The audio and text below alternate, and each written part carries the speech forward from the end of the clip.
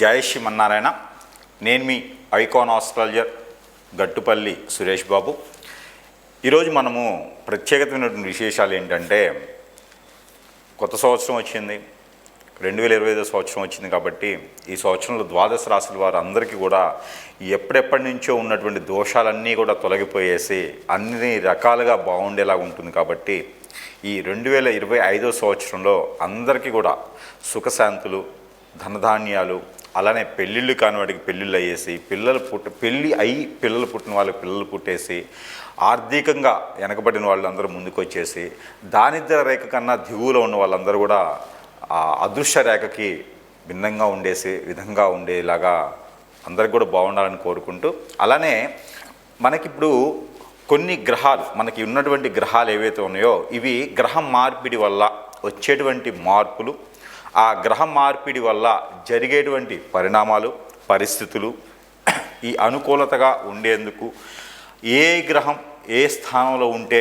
ఏం జరుగుతుంది, ఏ గ్రహం ఎక్కడ మనకి ఏ ప్లేస్లో ఉండడం వల్ల శుభ అశుభ దృష్టిలు ఎలా ఉంటాయి, దీనివల్ల మనకి ఏం జరుగుతుందనే దానికి చూసినట్లయితే కనుక మనం ఈరోజు టాపిక్లు మాట్లాడుకునేది ఏంటంటే కుజగ్రహం.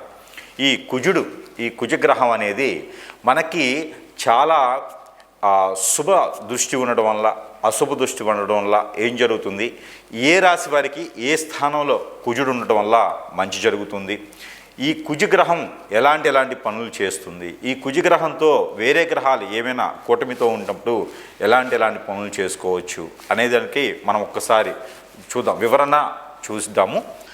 ఈ ద్వాదశ రాశుల్లో ఒకటి మకర రాశి. ఈ మకర రాశి వారికి కుజదోషం 6వ స్థానంలోకి రావడం జరిగింది. అంటే కర్కాటక రాశిలో ఉన్నటువంటి కుజుడు ఎవరైతే ఉన్నారో ఈ కుజ భగవానుడు మళ్ళీ వెనకంజలోకి వచ్చేసి మనకి మిథున రాశిలోకి రావడం జరిగింది. కాబట్టి ఈ 21 జనవరి మాసం 2025 సంవత్సరం నుంచి ఏప్రిల్ 2వ తారీఖు 2025 సంవత్సరం వరకు కూడా ఈ కుజ భగవానుడు మిథున రాశిలోనే ఉంటారు. కాబట్టి ఈ యొక్క 6వ స్థానంలోనే కుజుడు ఉంటాడు. కాబట్టి ఈ యొక్క మకర రాశి వారికి కొంతమేర అదృష్టం అని చెప్పొచ్చు. ఎందుకంటే ఇంకోటి అదృష్టం దురదృష్టం రెండూ కూడా ఉన్నాయి సమీపాలలో.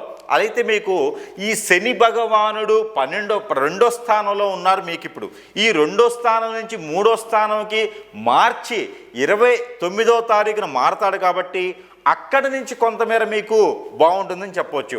అయితే మనకి ఓవరాల్గా చూసుకున్నప్పుడు ఏప్రిల్ 2వ తారీఖు వరకు కూడా ఈ కుజ భగవానుడు 6వ స్థానంలో ఉంటాడు. కాబట్టి ఎవరైనా మకర రాశిలో పుట్టి వాళ్ళు పెళ్ళిళ్ళు చేసుకున్నటువంటి మగ పురుషులు ఎవరైతే ఉన్నారో వారికి కొంతమేర అశుభ దృష్టి అని చెప్పొచ్చు.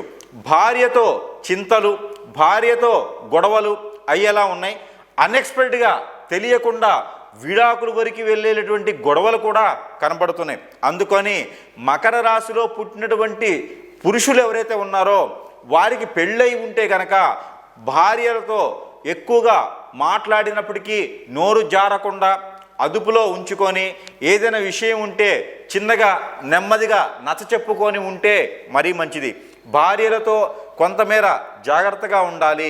అదే మకర రాశిలో పుట్టినటువంటి స్త్రీలు ఎవరైతే ఉన్నారో భర్త ఆరోగ్యం కొంతమేర ఇబ్బంది పడేలా ఉంటుంది. కాబట్టి ఆహారం సరిగా ఉంచి, అలానే అతనికి టెన్షను, స్ట్రెస్ ఫీలు ఇలాంటివి ఏమీ లేకుండా చూసుకున్నట్లయితే కనుక కొంతమేర ఆరోగ్యం బాగుంటుంది. ఈ కుజుడు భగవానుడు 6వ స్థానంలో ఉన్నాడు. కాబట్టి బ్లడ్కి రిలేటెడ్ ఆరోగ్య సమస్యలు వచ్చేలా కనపడుతున్నాయి. ఏదైనా క్షణంగా ఆరోగ్యం నిత్య బాగలేకపోతే హాస్పిటల్కి వెళ్ళి చూయించుకోవడం మంచిది. శ్రద్ధ చేయొద్దు. అశ్రద్ధ చేయడం ద్వారా మీకు ఆ ఒక కుజుని యొక్క ఏదైతే అశుభ దృష్టి ఉందో ఆ అశుభ దృష్టి వలన కొంతమేర ఇబ్బంది పడేలాగా ఉంటుంది. కాబట్టి ఎవరికైనా ఆరోగ్య సమస్యలు మకర రాశి వారికి వచ్చినట్లయితే కనుక ఇమ్మీడియట్లీగా వైద్యుని దగ్గరికి వెళ్ళి చూయించుకోవడం మరీ మంచిది. అలానే ఆరోగ్య సమస్యలే కాకుండా ఆర్థిక సమస్యలు కొంతమేర మెరుగు చెందుతాయి. ఏదైనా అవకాశాలు లభించేటువంటిదిగా కనపడుతుంది. ఏదైనా హోటల్ సంబంధించినటువంటి రంగాలు బాగుంటాయి. ఏదైనా బుక్ స్టోర్స్ సంబంధించినటువంటి ఓపెన్ చేయాలనుకుంటే బాగుంటుంది. కొత్తగా ఏదైనా మీరు ఇల్లు వాహనం కొనుగోలు చేయాలనుకుంటే కనుక అది అంతగా కలిసి రాదు. కాబట్టి ఏప్రిల్ 2వ తారీఖు అలానే 2025వ సంవత్సరం వరకు కూడా ఆగటం మరీ మంచిది మకర రాశి వారికి. అంతగా కలిసి వచ్చేలా లేదు కాబట్టి మీకు ఉన్న దాంట్లో సుఖంగా ఉండండి. కొత్తగా ఏదో మనం మొదలుపెట్టి ఇల్లు కొనాలి, కొత్తగా పంట పొలాలు కొనాలి, ఫ్లాట్స్ కొనాలి అనేది మాత్రం కొత్తగా చేయకండి. ఎవరైనా అప్పు అడిగారా వారికి అప్పు ఇవ్వకపోవడం మరీ మంచిది. ఎందుకంటే ఇచ్చిన అప్పు తిరిగి వచ్చేలా లేదు కాబట్టి కొంతమేర జాగ్రత్తగా ఉండండి. ఎదుటి వాళ్ళతో జాగ్రత్తగా ఉండండి. మీకు సంబంధించినటువంటి విషయాలు కానీ మీకు సంబంధించినటువంటి సీక్రెట్స్ ఏమైనా ఉంటే ఎదుటి వాళ్ళకి షేర్ చేయనంతవరకు మీరు సుఖంగా ఉంటారు. కాబట్టి అన్ని రకాల బాగుండాలనుకుంటే కనుక మీకున్నటువంటి లోతుపాతులన్నీ కొంతమేర వెసులుబాటు కావాలనుకుంటే మనం చెప్పేటువంటి ఈ చిన్నపాటి పరిహారం చేయండి అందరూ. అయితే మనకి ఈ కుజుడు మనకి ఏదైతే మనం అనుకున్నట్లుగానే కుజుడు మనకిప్పుడు కర్కాటక రాశి నుంచి మిథున రాశికి వెనుకంజిలో ఉన్నారు. కాబట్టి ఈ వెనుకంజిలో ఉన్నటువంటి కుజుడు వల్ల మనకి జరిగేటువంటి నష్టాలు కావచ్చు, లాభాలు కావచ్చు, ఈ కొన్ని రాశులు కొన్ని రకాలుగా ఉన్నాయి. కాబట్టి అలానే మనకి ఈ రాశి వారు కనుక ఈ పరిహారం చేసినట్లయితే ఖచ్చితంగా ఉన్నత స్థాయికి చేరుకునేలాగా, అలానే పంట భూములు కూడా బాగుండేలాగా, అలానే ఈ రాశి వారికి అన్ని రకాలు బాగుంటుంది. కాబట్టి ఈ చిన్నపాటి పరిహారం చేసుకోవడం వలన అన్ని రాశుల వారికి బాగుంటుంది. ఏ రాశికి ఆ రాశి మనం ఏంటంటే ఈ రాశి వారికి ఈ పరిహారం చేసుకోవడం ద్వారా చాలా బాగా పనిచేస్తుంది. కాబట్టి అన్ని రకాలుగా ఉన్నతులు అయ్యేదానికి బాగుంటుంది. అయితే మనకి రాశి వారు చేసుకోవాల్సిన పరిహారం ఏంటంటే ప్రతి వారం రోజులో ఒక రోజునే సరే, మంగళవారం లేదా గురువారం లేదా శుక్రవారం అయినా సరే ఇక్కడైనా అమ్మవారు ఆలయాలు ఉంటే కనుక ఆ అమ్మవారి ఆలయాలు అంటే పార్వతీమాత, గౌరీమాత లేదా మానసాదేవి అమ్మవారు, కనకదుర్గమ్మ అమ్మవారు లేదా లలితాదేవి అమ్మవారు, ఇలా అమ్మవారి ఆలయాలు ఉంటే కనుక ఆ ఆలయాల్లో కుంకుమ అర్చన చేయించడం, ఆ కుంకుమ తీసుకొచ్చి ఆడవారైతే మనక నుదును పెట్టుకోవడం, మగవారైతే కంఠానికి ధరించుకోవడం వలన ఉన్నటువంటి రుమ్మతులు అన్నీ తొలగిపోయేసి అన్ని రకాలుగా బాగుండేదానికి, అదృష్టం ఉండేదానికి చాలా బాగుంటుంది. అలానే ఈ కుంకుమ అర్చన ఒకటే కాకుండా ఈ రాశివారు మరొకటి ఏంటంటే ఎర్ర కుక్కలు ఉంటాయి బయట బజార్లో, బజారు కుక్కలు అంటారు, ఎర్ర కుక్కలు మనకి రోడ్ల మీద తిరుగుతూ ఉంటాయన్నమాట.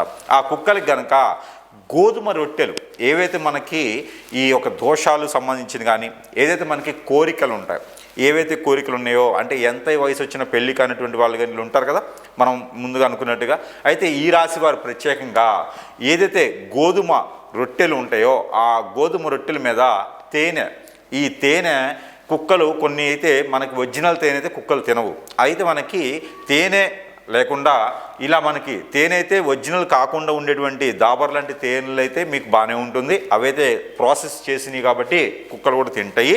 ఒకవేళ తేనె దొరకని పక్షాన మీకు చెరకు రసం కానీ లేదా బెల్లం కానీ దొరుకుతుంది. ఈ బెల్లం మనము చిన్నగా రసంలా చేసేసి ఆ బెల్లం రసంతో కనుక మనము ఏవైతే కోరికలు ఉన్నాయో ఆ కోరికలన్నీ కూడా ఈ గోధుమ రొట్టెల మీద రాచి ఆ రాసినటువంటి గోధుమ రొట్టెలు ఏవైతే ఉన్నాయో అవి కుక్కకి తినిపించడం ద్వారా లేదా ఆవుకు తినిపించడం ద్వారా కూడా మీకున్నటువంటి రుమ్మతులన్నీ కూడా తొలగిపోయేదానికి ఎక్కువ ఆస్కారంగా ఉంది. ఏదైతే మనం అనుకున్నటువంటిగా ఈ రాశివారు ఈ యొక్క 4 నెలల పాటు ఉండేటువంటి ఈ యొక్క కుజుడిది ఒక దశ కావచ్చు, కుజుడి అంతర్దశ కావచ్చు, నడిచేటువంటి అందరూ కూడా ఈ యొక్క పరిహారం చేసుకున్నట్లయితే కనుక ఆ కుజుడితో ఉన్నటువంటి దోషాలన్నీ కూడా తొలగిపోయేలా ఉంటాయి. కాబట్టి ఈ యొక్క చిన్న పరిహారం చేసుకుంటే మరీ మంచిది.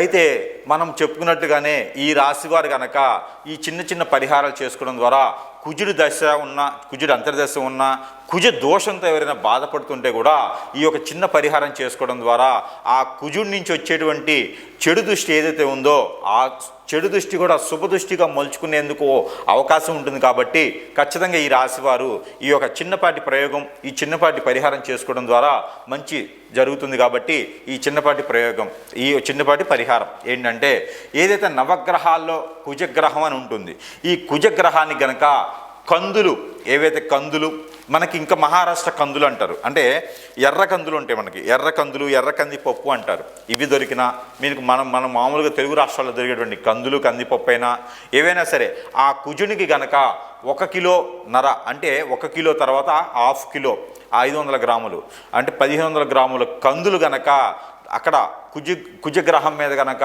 ఉంచడమైనా, అభిషేకం చేసినా, 9 ప్రదక్షిణాలు చేసినా, 7 ప్రదక్షిణాలు లేదా 11 ప్రదక్షిణాలు చేసిన నవగ్రహాల చుట్టూతా ఈ యొక్క కందులు ఏవైతే ఉన్నాయో, కంది పప్పు ఏవైతే ఉన్నాయో ఇవి కుజుడి మీద ఉంచడం ద్వారా, అలానే ఎర్రని ఇవి మనకి ఆరెంజ్ కానీ లేకపోతే దానిమ్మ పండు అంటారు, ఈ దానిమ్మ పండు లేదా దానిమ్మ గింజలు ఏవైతే ఉన్నాయో ఈ దానిమ్మ పండు, దానిమ్మ గింజలు, అంజీరు, ఈ అంజీరు పళ్ళు కూడా ఏవైతే ఉన్నాయో ఇవన్నీ కూడా మనకి జ్యూస్లా చేసుకొని ఆ జ్యూస్ కూడా మనం ఆ కుజుని గ్రహం మీద అభిషేకం చేసినా, లేదా కుజగ్రహం మీకు దగ్గర సమీప దూరం లేకపోతే ఈ కుజగ్రహానికి అధిపతి ఎవరైతే ఉన్నారో ఈయన వచ్చేసి సుబ్రహ్మణ్యేశ్వర స్వామివారు లేదా కుమారస్వామివారు లేదా అయ్యప్ప స్వామివారు లేదా ఇంకా చివరికి శివాలయంలో అయినా సరే ఇక్కడ మనకి అంజీరు పండుతో చేసినటువంటి జ్యూసు, అలానే బాదం పప్పుతో చేసినటువంటి జ్యూసు, అలానే మనకి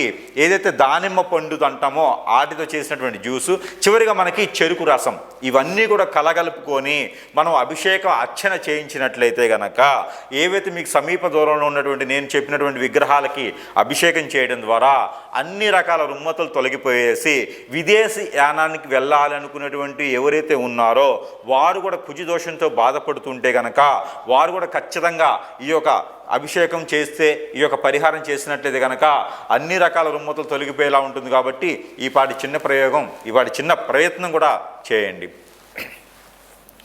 అలానే మనకి ఈ యొక్క రాశివారు కనుక ఈ చిన్నపాటి పరిహారం చేసినట్లయితే కనుక మీకు అన్ని రకాల కుజుడి నుంచి వచ్చేటువంటి లోపాలు, అన్ని రకాల కుజుడి నుంచి వచ్చేటువంటి శాపాలు అన్నీ కూడా మీకు పటాపంచలేలా ఉంటుంది. కాబట్టి మీలో ఈ రాశి వారికి ఎవరికైనా పెళ్ళిళ్ళు అవ్వలేదా, లేదా పెళ్ళిళ్ళై పిల్లలు పుట్టలేదా, ఇవన్నీ కూడా మీకు కుజుని వల్ల వచ్చేటువంటి లోపాలే. కాబట్టి ఎలానో మనకి కుజదశి ఉంది, కుజ అంతర్దశి ఉంది, లేదా కుజుడు సమీప దూరంలో మీకు మనకి ఇప్పుడు మిథున రాశిలోనే ఉన్నారు. కాబట్టి ఈ మిథున రాశిలో కుజుడు అనేది ఆ మిథున రాశి కుజగ్రహం అనేది మీకు మంచి శుభదృష్టితో ఉంటుందన్నమాట. మిథున రాశి ఫ్రెండ్షిప్ అనమాట. అంటే అది ఇక్కడ మనకి మిథున రాశిలో కుజుడు ఉండటం వల్ల కూడా మంచి జరిగేదానికి ఉంది. కాబట్టి మీ అందరూ కూడా ఈ రాశి వారు ప్రత్యేకించి ఈ చిన్నపాటి పరిహారం చేసుకోవడం ద్వారా ఆ ఒక ఏదైతే కుజుడి నుంచి వచ్చేటువంటి దోషాలు, ఆ శాపాలు కూడా అన్నీ తొలగిపోయేలా ఉంటుంది. కాబట్టి ఈ చిన్నపాటి పరిహారం ఏదైతే మీరు కుజుడి నుంచి వచ్చేటువంటి పరిహారం ఇచ్చుకునేందుకు ఆవాలని ఉంటాయి, మనకి ఇంట్లో కూడా దొరుకుతూ ఉంటే మన కిచెన్ సామాన్లు వాడుతూ ఉంటాము. ఆవాలు అని ఉంటాయి. ఈ ఆవాల్లో తెల్లవి ఉంటాయి, మనకి రెగ్యులర్గా వాడుకునేటువంటి బ్రౌన్ కలరు, నల్లవి, అదే అనేక రకాల ఆవాలు ఉంటాయి. ఈ ఆవాలు ఒక 100 గ్రాములు తీసుకోండి. ఏ ఆవాలైనా పర్వాలేదు. ఆవాలు ఒక 100 గ్రాములు, అలానే మనకి గసగసాలు ఒక 50 గ్రాములు, అలానే మనకి రాగులు అని ఉంటాయి. మనకి చిరుధాన్యాల్లో ఒక ధాన్యం రాగులు. ఈ రాగులు కూడా కుజుడికి మహా ఇష్టం.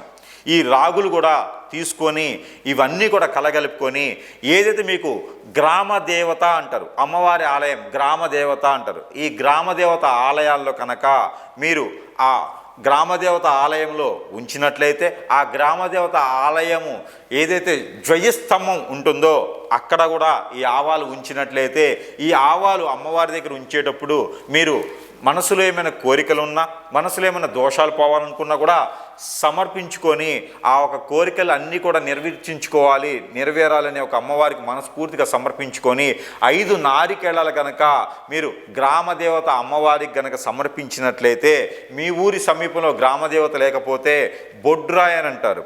ఈ పల్లెటూరు వెళ్ళైతే బొడ్రాయి అని ఉంటుంది.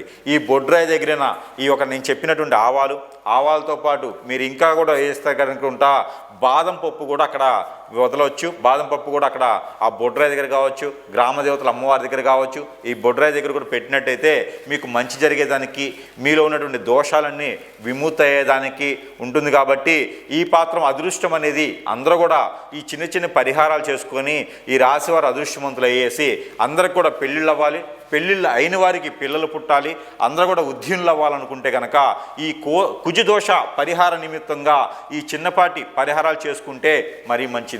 ఇంకోటి ఉంది. అభిషేకం ఏదైతే తేనె ఉంటుందో ఈ తేనెలో కనుక టమాటా రసం కలిపేసి మనం అభిషేకం చేసుకోవడం ద్వారా కూడా ఎవరికి చేయాలి అభిషేకం అంటే నవగ్రహాల్లో ఉన్నటువంటి కుజగ్రహానికి, అలానే మనకి కుజగ్రహం మీకు సమీప దూరంలో లేకపోతే కనుక ఈ టమాటా లేకుండా ఓన్లీ బాదం పప్పుతో అయినా మీరు అభిషేకం చేసుకోవచ్చు. అంజీరు బాదం కలిపినటువంటి అభిషేకాన్ని మీరు అక్కడ ఉన్నటువంటి సుబ్రహ్మణ్యేశ్వర స్వామి వారి ఆలయంలో లేదా పుట్ట దగ్గర ఉన్నటువంటి పడిగల మీదైనా ఈ అభిషేకం చేసుకోవడం ద్వారా ఈ కుజగ్రహానికి సంబంధించినటువంటి దోషాలన్నీ కూడా పటాపంచలేయడానికి ఆస్కారం ఎక్కువ కనిపిస్తూ ఉంది. అలానే మీకు ప్రతినిత్యం ద్వాదశ రాశుల వారు అందరికీ కూడా చెప్పదగింది ఏంటంటే ప్రతి ఒక్కరూ చేయగలిగినటువంటి రెమెడీ ఒకటి ఉన్నది. అది ఏంటంటే ఆవాలు, మనకి తెల్లవైన నల్లవైన బ్రౌన్ కలర్ అయిన ఆవాలు తీసుకొని ఒక 50 గ్రాముల ఆవాలు, ఒక 50 గ్రాములు నల్ల నువ్వులు, ఒక 50 గ్రాములు గసగసాలు, ఒక 50 గ్రాముల జీడిపప్పు, ఇవన్నీ కూడా తీసుకొని చిక్కుడు గింజలను దొరుకుతాయి మనకి సీడ్. ఈ మనకి పచారీ షాపుల్లో కానీ లేకపోతే సీడ్ అమ్మేటువంటి షాపుల్లో కానీ దొరుకుతాయి. ఈ చిక్కుడు గింజలు కూడా తీసుకొని మీరు ఇవన్నీ కూడా కలగలుపుకొని రోజుకొక 2-3 స్పూన్లు చొప్పును తీసుకొని ఇలా క్లాక్ వైజ్గా కళ్ళ ముందు నుంచి ఇలా తీసుకుంటూ ఇలా 7 సార్లు దిష్టి తీసుకొని ద్వాదశ రాశుల వారు అందరికీ కూడా ఇలా 7 సార్లు దిష్టి తీసుకొని మీకు రోడ్డు విరువైపులా అంటే రోడ్డు పక్కన కనుక వేసినట్లయితే పారేటువంటి నీటిలో వేసినట్లయితే మీకు అవి కాల్చినట్లు కూడా కాల్చుకోవచ్చు. ఇవి కాల్చినట్లయితే కనుక మీకు కుజదోషం నుంచి విముక్తి లభిస్తుంది. మీకు ఖచ్చితంగా పెళ్ళిళ్ళు అవుతాయి. ఈ చిన్నపాటి రెమెడీ ద్వాదశ రాశుల వారు అందరూ కూడా ప్రత్యక్షం చేయవచ్చు. మరొకటి ఉంది, మీకు ఇంకా ఆరోగ్య సమస్యలు కానీ ఈ కుజదోషానికి సంబంధించింది కానీ ఇంకేమైనా ఉంటే కూడా మీకు ఆ దోషాలన్నీ కూడా పటాపంచలేందుకు మిరియాలు కూడా ఇందులో కలుపుకున్నట్లయితే మీ ఆర్థిక స్థితిగతులు, మీ ఆరోగ్య సమస్యలు కూడా తొలగిపోయేలా ఉంటుంది. కాబట్టి మనం చెప్పుకున్నటువంటి ఆవాలు, గసగసాలు, బాదం పప్పు వీటన్నిటితో పాటు మిరియాలు కూడా కలుపుకొని దిష్టి తీసుకోవాలి. ఏవైనా సరే ఒక 2 స్పూన్లు అన్నీ కలగలిసి 2-3 స్పూన్లు కనుక మీరు దిష్టి తీసుకున్నట్లయితే కనుక ఈ రుమ్మతులన్నీ తొలగిపోయేలా ఉంటుంది. కాబట్టి ఆ మాత్రం ప్రయత్నం చేసి ద్వాదశ రాశుల వారు అందరూ కూడా సుఖశాంతులతో ఉండాలని కోరుకుంటా ఉన్నాను. జై శ్రీమన్నారాయణ.